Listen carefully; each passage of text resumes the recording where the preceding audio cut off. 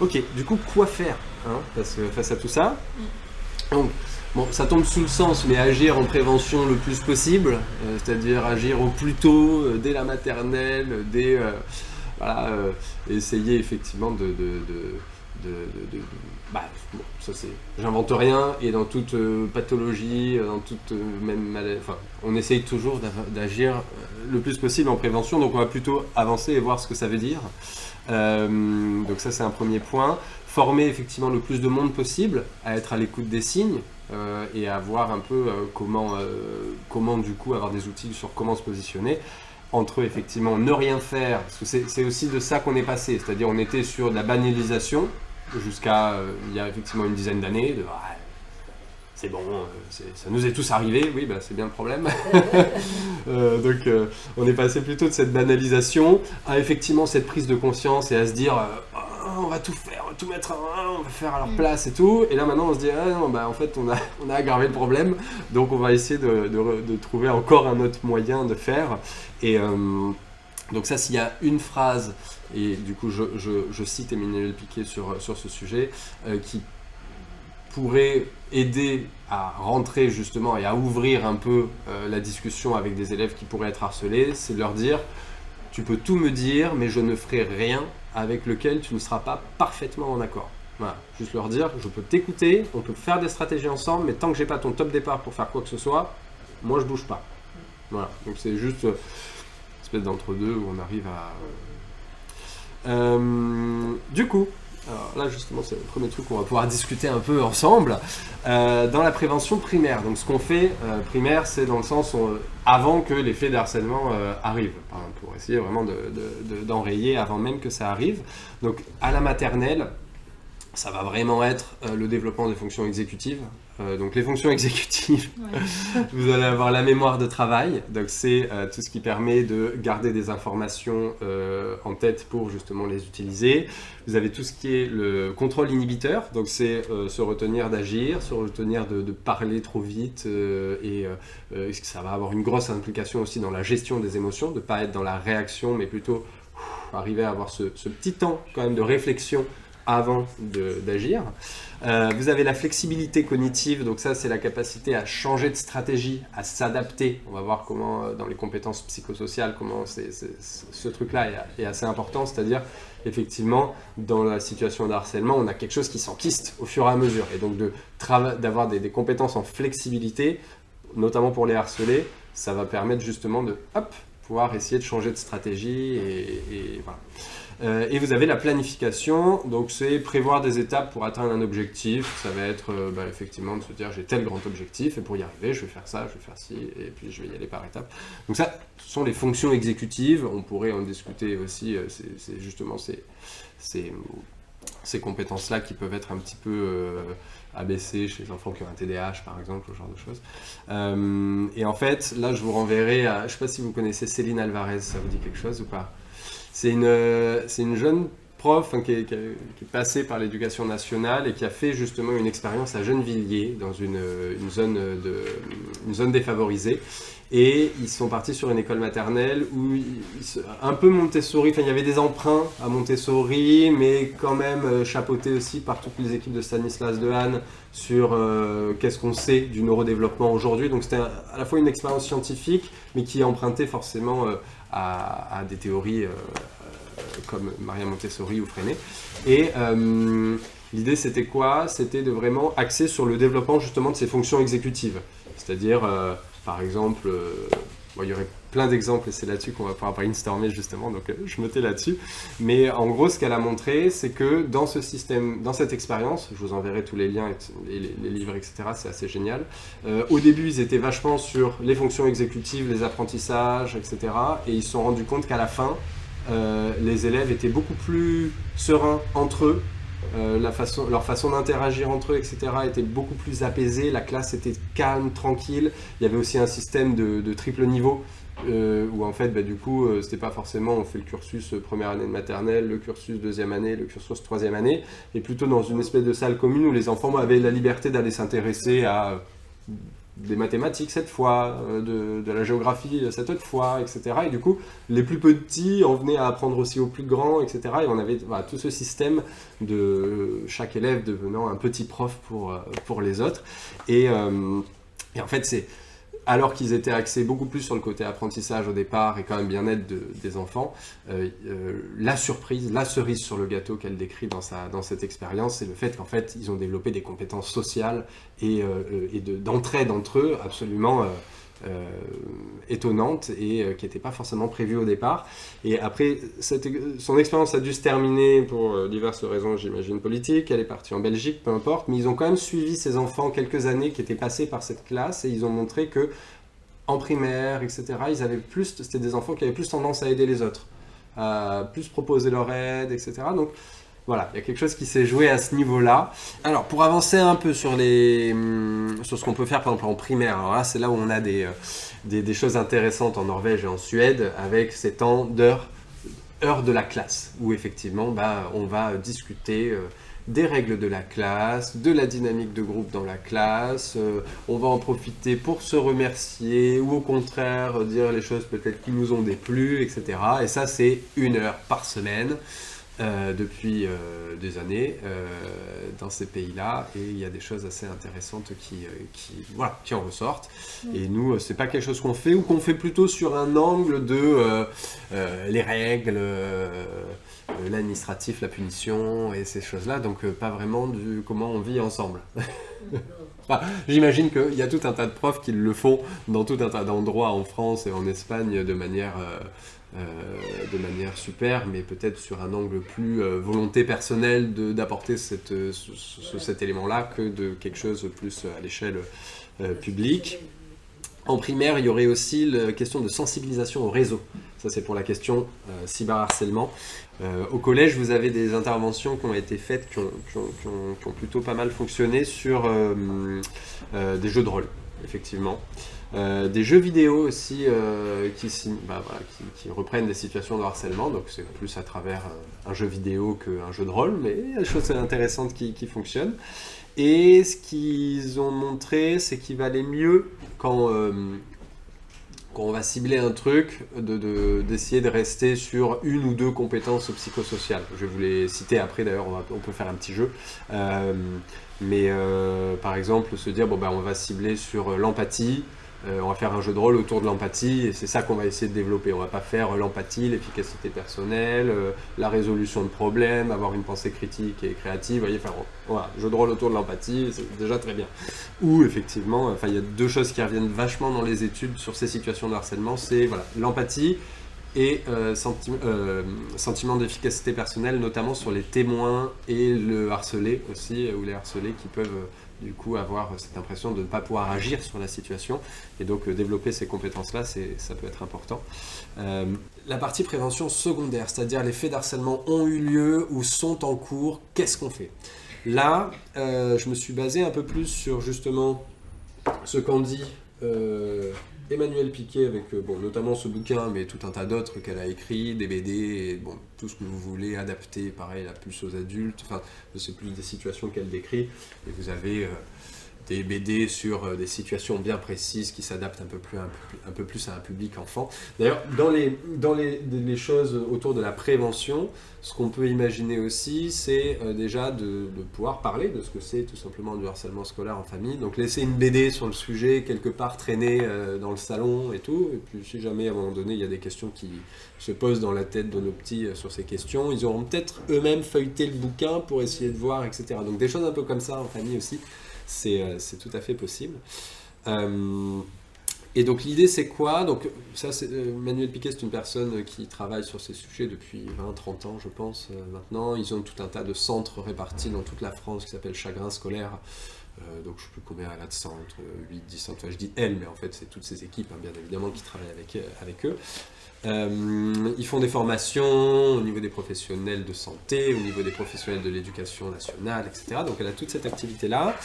Et du coup, elle propose une stratégie qui, selon ces chiffres, effectivement, selon les chiffres qui retrouvent dans les différents centres Chagrin scolaire, a une efficacité de 80%, ce qu'on se retrouve, en tout cas sur une étude où ils avaient étudié 21 cas, je crois qu'il y en avait 15 où la situation de harcèlement s'était arrêtée et 3 où elle s'était améliorée en tout cas. Donc on a quand même voilà, quelque chose qui est une méthode qui est plutôt efficace. C'est une thérapie qui est centrée du coup sur la relation, c'est-à-dire on punit le harceleur, on lui fait la morale, on le réprimande et le harcelé, on change de collège, on essaie de lui dire que ça va aller parce que les adultes ont pris en charge son problème et ce genre de choses. Et du coup, on va plutôt, dans sa méthode, essayer d'agir sur le harcelé pour augmenter ses compétences, se dire que s'il y a bien une personne qui a intérêt à ce que tout ça change, c'est lui.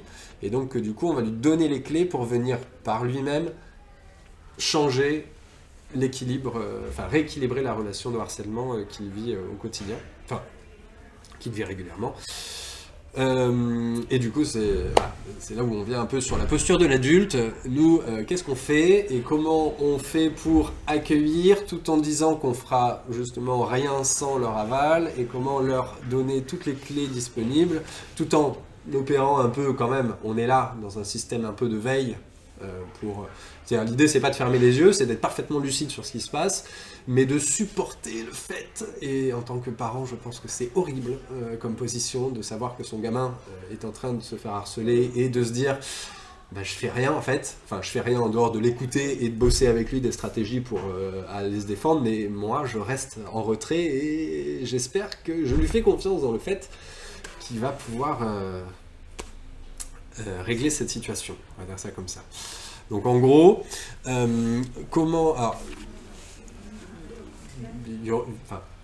une méthode qui nécessite, alors c'est ça comment dire,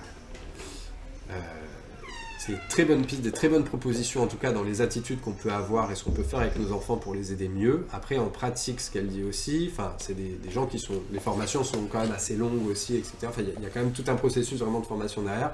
Et donc se dire que si on a l'impression de pas trop savoir faire, ou de pas hésiter en tout cas à adopter cette position, de dire à son enfant, écoute, je pense qu'au final tu sais mieux que moi. Moi, je peux t'aider à affiner la stratégie.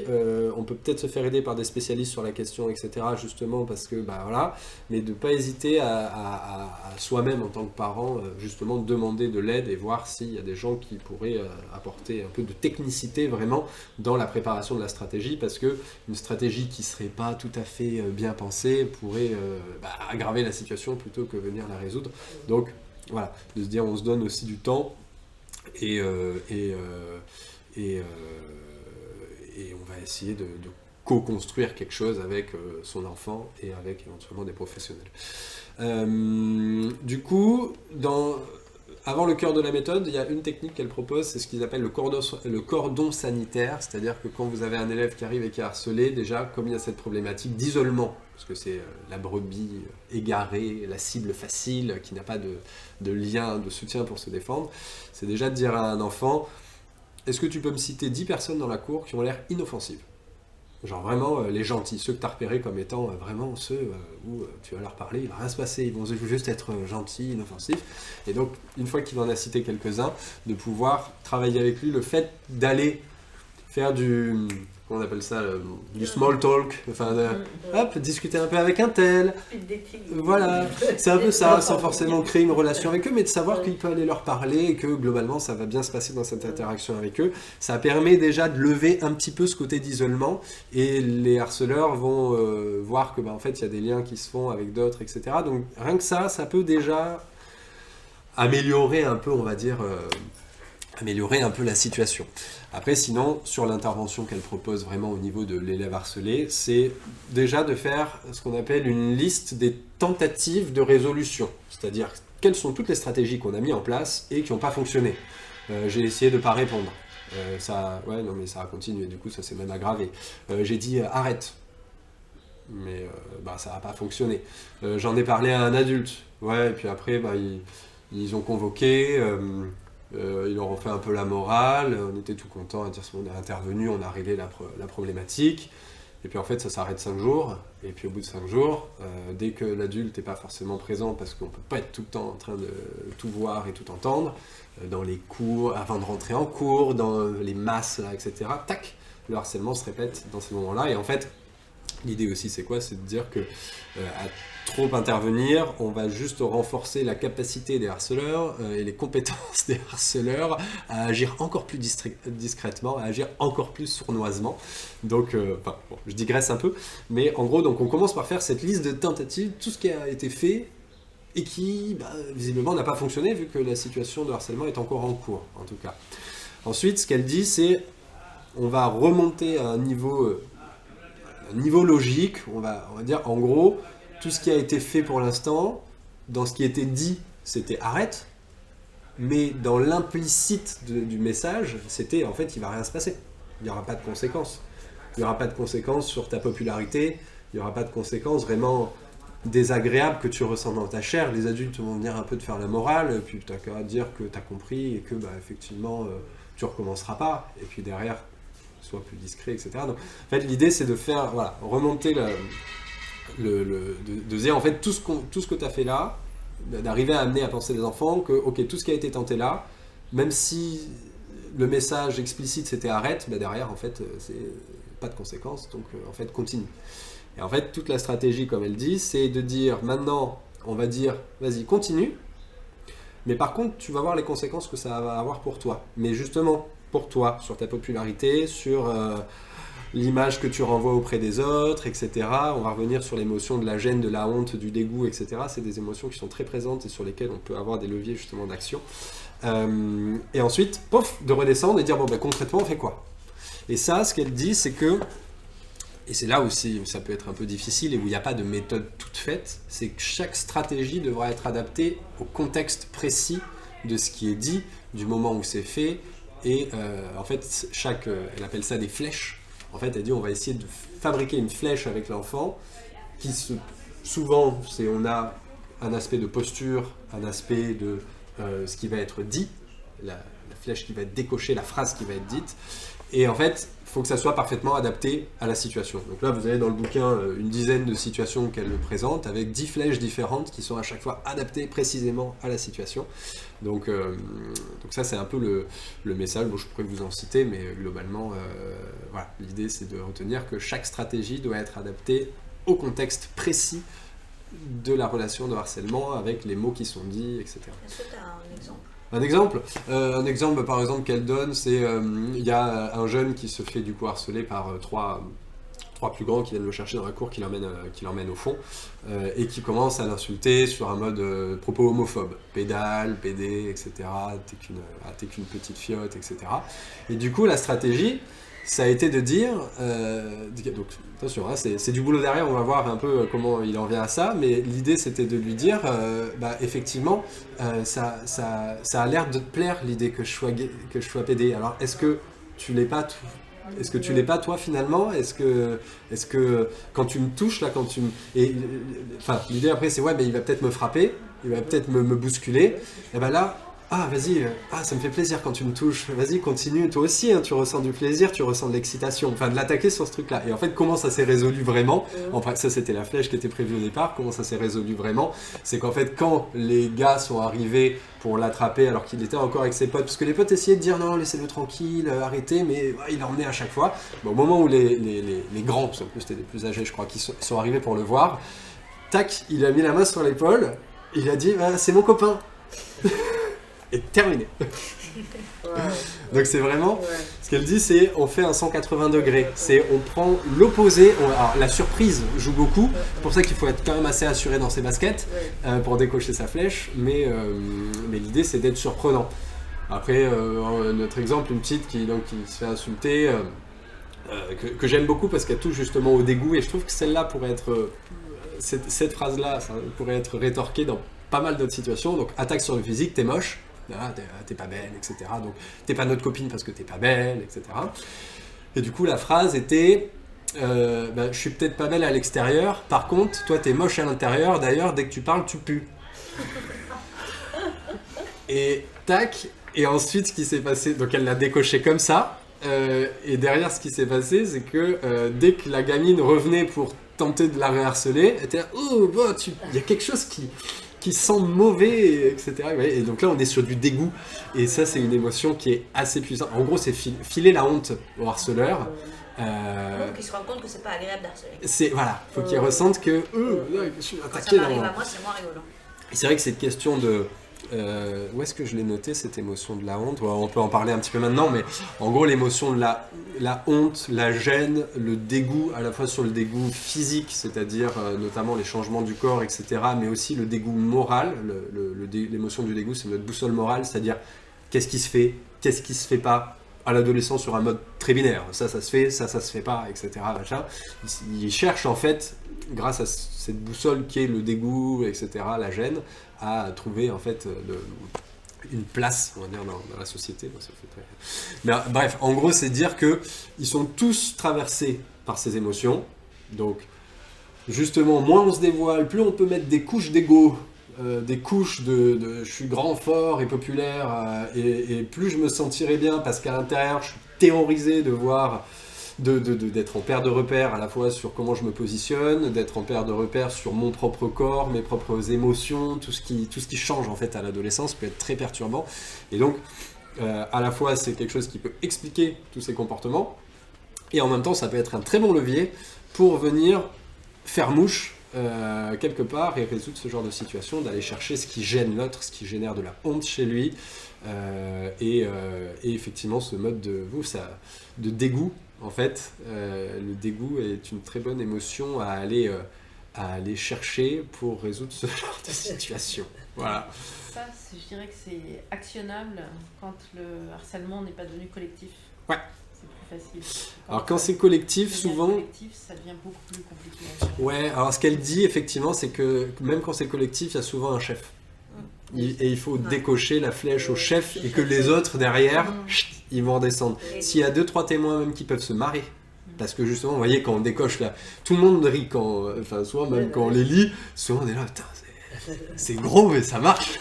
Et en fait, quand c'est balancé avec une telle assurance, qu'on espère c'est que ça fasse rire les témoins. Et là, c'est qu'on a fait mouche. Mais il faut identifier effectivement la tête. C'est vrai qu'il y en a toujours une. Après, les témoins sont plus ou moins actifs, et certains sont très actifs à tel point qu'on pense qu'en fait ils sont 5 à nous harceler. Mais il y en a toujours un qui est un ou une. Il y a quand même le chef de file. Et ouais. La reine des abeilles ou le... dans mon groupe. Complètement. Je ne vais pas jouer à ce jeu parce que je ne veux pas qu'il y ait d'histoire. Ouais. Et voilà. Qui cristallise. C'est clair. Une ou un. En fait, ce qu'il faut, c'est pouvoir miser sur le fait que les témoins sont pas forcément OK avec cette situation, mais qu'ils ne font rien par peur que ça leur retombe dessus. Et du coup, tac, le fait de décocher quelque chose, ça peut toucher aussi ça, d'où l'importance des témoins, en fait, qui ne sont pas que des observateurs passifs. Et bon voilà, qu'est-ce que je me suis noté en plus? Tac. Oui, une fois qu'on a établi en séance la flèche, qu'est-ce qui va être décoché? Alors, avec l'enfant, c'est-à-dire ça te paraîtrait ok de répondre ça, qu'est-ce que tu pourrais répondre? Je vous ai apporté aussi ce petit jeu de tac à tac, ça pareil, ça peut être utilisé en... Vous voyez, c'est même une petite fléchette là qui est là, vous voyez. Et en fait, alors ça c'est la version classique, vous avez la version blanche qu'il faut que je commande aussi, qui est la version cours d'école, qui est beaucoup plus adaptée pour notre situation. Et en fait, ça va être que des phrases d'attaque, avec des phrases de défense, et il faut se défendre en faisant preuve d'autodérision, en faisant un compliment à l'autre, en lui posant une question, pour l'inviter c'est-à-dire... Tu pues, c'est-à-dire vas-y, développe, continue, en fait, j'en ai pas assez pour pouvoir te répondre. Donc en faisant preuve éventuellement d'insolence, après vous avez l'effet boomerang, c'est hop, j'accepte la critique, j'utilise un petit peu d'autodérision au passage pour dire que ouais, t'as raison, par contre, pouf, je t'en renvoie un dans la tête qui est encore plus violent, basé sur ce que tu m'as dit au départ. Donc voilà, plein de petits trucs, mais en tout cas la règle fondamentale du jeu, c'est que la phrase est validée si elle est décochée de manière le plus rapide possible. C'est difficile personnellement, même moi je galère franchement, mais en gros c'est ça l'idée, c'est de prévoir une flèche qui paraît possible à l'enfant de décocher, et tout en lui disant aussi, c'est ce qu'elle leur dit souvent, c'est pas facile ce que je te demande. Et franchement, si tu te sens pas prêt, je comprends que tu n'y ailles pas. Attends d'être prêt, on va prendre le temps et tout. Et tu vas t'entraîner à la maison. Et plein d'exemples où elle cite les gamins qui reviennent à la maison et qui en ont tellement marre et qui ont enfin une petite lumière sur quelque chose, qui vont mobiliser leurs parents pour s'entraîner. Et jusqu'à ce que la phrase elle soit sortie de manière super efficace, avec la posture qui va avec, l'intonation de voix qui va avec. Et donc voilà, importance de s'entraîner à la maison 10 fois, 20 fois, jusqu'à ce que ça soit décoché le plus naturellement possible. Et avec aussi, qu'est-ce que l'autre peut répondre, qu'est-ce qu'ils peuvent faire, ils viennent me taper, ok, bon j'imagine ce que je peux faire, soit je reste dans la même stratégie, voilà, comment je peux tenir dans un échange. Voilà. Donc c'est, tout ça a bien, c'est de la visualisation, c'est de l'imagination, c'est du jeu de rôle. Les parents peuvent vachement aider. Et les parents peuvent vachement aider là-dessus. Voilà une des places importantes que peuvent avoir les adultes de manière générale. Donc c'est être à côté, non pas au-dessus, mais à côté de l'enfant pour l'aider à faire ses armes et s'entraîner à travers le jeu, à développer, à affiner sa stratégie. Et du coup, j'avais noté, attention, voilà, s'il manque de préparation, c'est des choses qu'elle pointe, c'est de ne pas y aller trop vite, de prendre le temps de se préparer correctement. De toute façon, généralement, ça fait un certain temps que ça dure. Donc, on a le temps de bien se préparer pour que ça soit bien solide ce qu'on va rétorquer. Et ce qu'elle dit aussi, et c'est ça qui est assez fabuleux, et c'est là où ça joue dans la posture. C'est plutôt en primaire ce que je vais vous dire là, mais que dans 50% des cas, il n'y a pas besoin d'utiliser la flèche. C'est-à-dire que dans 50% des cas, juste le fait de savoir qu'on a la flèche dans le carquois, la posture qui va avec, la situation se résout d'elle-même. Ça a changé la perception. Donc plutôt au primaire. Enfin, c'est plutôt là qu'il l'a observé. Intéressant aussi. Après, moi je travaille avec j'essaie de leur donner parfois des petites techniques plus générales, enfin poser des questions, des c'est-à-dire, mais pourquoi tu dis ça, vas-y développe, continue, enfin j'ai pas très bien compris, ne serait-ce que, oula ça commence à sentir mauvais là, ça vient de toi non, enfin des trucs un peu classiques comme ça mais qui voilà, sont peut-être pas adaptés à toutes les situations, mais en tout cas qu'on encourage nos enfants à s'exprimer. Et à avoir cette autodérision tout en disant en fait ce qu'il faut c'est ne pas laisser voir à l'autre que ce qu'il nous dit nous a touchés, même si à l'intérieur on est soit hyper en colère, soit complètement effondré, d'arriver à garder ce masque, et le meilleur moyen de le garder c'est de continuer à sourire et de dire vas-y continue en fait, vas-y je veux en savoir plus, donne-moi plus, vas-y montre-moi à quel point ce que tu fais là c'est pourri quoi. Et montre-le à tous, d'ailleurs, les témoins qui sont là, d'ailleurs, vous cautionnez. Enfin, bon, ouais. En plus, il n'y a pas de stratégie générale, c'est à chaque fois contextuel. Finalement, qui gagne, c'est ce que je disais tout à l'heure, sur qui a à apprendre quoi. Donc, effectivement, un élève harcelé qui peut changer les choses et qu'il n'est pas obligé de rester coincé dans une situation comme ça toute sa vie. Ça va forcément nourrir sa confiance en soi, son estime de lui-même aussi. Le harceleur, que le comportement de harcèlement, ça peut lui apporter des petits désagréments et que c'est pas agréable en fait pour lui de continuer à faire ça, et donc on les aide parce que ça prévient effectivement les conséquences autour de la délinquance, des addictions et des difficultés sociales globalement qu'on peut retrouver plus tard dans leur vie. Donc c'est leur rendre service, de leur faire expérimenter dans leur chair le fait qu'avoir ce genre de comportement c'est pas ok. Et les témoins, effectivement, qu'on ne reste pas faible toute sa vie et que, effectivement, si l'élève harcelé qui était vraiment plus bactère a réussi à trouver la force en lui pour changer les choses, peut-être que moi je peux faire ça aussi en fait, peut-être que je peux dire ce que je pense, peut-être que je peux changer quelque chose. Donc voilà, un petit peu. Si on passe du coup la toute dernière diapo, et après, parce qu'il est déjà... Voilà, c'est toute cette question moi c'est tout ce que je vois du coup plutôt dans l'après, enfin j'en vois aussi ça a lieu pendant, et donc j'essaie de les aider un peu avec ces techniques, et ça marche plus ou moins parce que moi je dois me former aussi d'une certaine manière, donc ça va de mieux en mieux, mais au début je savais pas quand j'ai commencé, et après sinon moi je les vois sur tout l'après, c'est-à-dire sur des personnes qui viennent des jeunes qui ont fait multiples tentatives de suicide, et puis ça a commencé quand ? Harcèlement au collège, ok, allez, on reprend ça. Des adultes, des jeunes adultes avec qui se retrouvent ils me voir pour des relations d'emprise ou du harcèlement au travail, et puis bingo, il y a du harcèlement scolaire en fait dans le passé, vous voyez. des gens qui sont, enfin des jeunes, des ados au lycée par exemple qui sont en décrochage scolaire, donc phobie scolaire totale, incapacité totale de retourner, de remettre les pieds en présentiel. Donc là, effectivement, il faut. Moi, j'essaie déjà de les aider sur le côté académique en disant, on va t'amener au bac. Et puis au moins tu auras construit un truc et tu pourras être fier de toi. Et derrière, on viendra. Moi, je fais de la thérapie en EMDR aussi, donc effectivement, tout ça crée des traumas complexes. Peut en tout cas créer des traumas complexes. Et donc, effectivement, en termes de confiance en soi, estime de soi, rapport à soi, aux autres, sentiment de dévalorisation, etc. C'est des choses qu'on emmène en fait avec soi suite à ces événements. Si justement ça s'est conclu par on va te changer de collège ou s'il n'y a pas eu une vraie résolution de la relation à ce moment-là, on emmène ça avec nous et puis après ça grossit, ça fait son petit bout de chemin, ça colle à d'autres aspects de notre vie, on commence à croire qu'on est nul sur tout un tas de trucs de notre vie parce que ça a des conséquences, les conséquences anxio-dépressives ont des conséquences sur absolument tout le reste en termes de capacité cognitive, etc. Donc voilà, moi c'est là aussi où je les récupère. Et puis l'idée c'est, via de la psychothérapie, de renforcer la confiance, renforcer l'estime de soi, de la question des limites. Souvent c'est qu'est-ce que vous n'acceptez pas, j'en fais faire des listes de trucs avec lesquels ils ne sont pas d'accord. Je pense qu'on a dit pas mal de choses. Ok, merci à vous. Merci beaucoup.